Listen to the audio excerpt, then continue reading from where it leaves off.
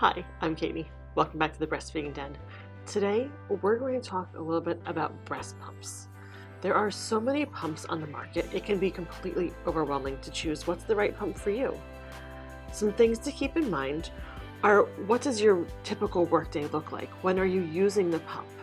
Are you away for just a couple hours here and there, or are you gone for days at a time? These are all important key factors in deciding what pump is right for you.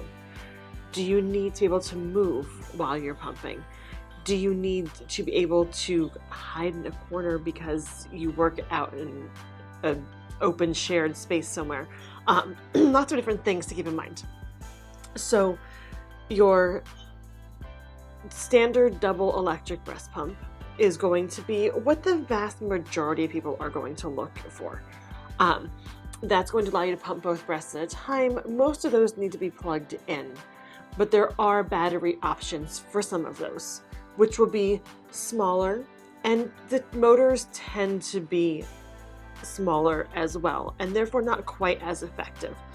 So if you're going to be gone for long periods of time, you'll want to consider getting your standard double electric pump. If you are going to be in a situation where you truly can't stop to pump during work, then one of the wearable pumps might be a good option for you. If you are going to be working really hard to maintain a milk supply when you're not near your baby, or you've struggled with milk supply in the past, renting a hospital-grade breast pump might be the way to go. If you are in America, your insurance should cover a breast pump. Starting with what your options are and working from there can be an effective way to choose the right pump. Looking at your price range, any upgrade fees, and really what is it that you need out of a pump.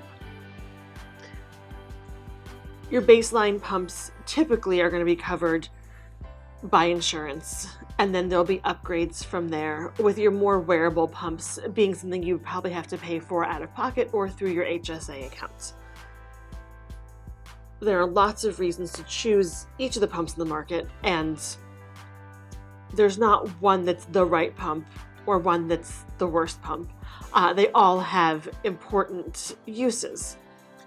For many years, Umedila was your standard go-to, what most moms had with some aminas mixed in, and now Spectra's coming in and taking on some of that market share, as moms tend to like that pump. There are so many more options, so don't limit yourself, but figuring out what's available, what your friends have used and liked, even looking at what flange sizes come with the pump. Does it have options? And can you get other flanges if it doesn't come with the right size flange? Some pumps are easier than others to size. So if you watched our flange fitting video, we talk a little bit about making sure that the flanges fit properly. Finding a pump that you can change out the flanges on to get the right size is going to be important for most people. Other things to consider are the cycle speeds and the suction variations on the pumps. Can you get a comfortable cycle and vacuum that's going to work for you, along with getting flanges that are going to work for you? Do you need to be able to be unplugged? Or do you have an office that has an outlet and you can sit there and you can pump, or a break room, a mother's room at work where you can pump? All of these are considerations when you are choosing your pump.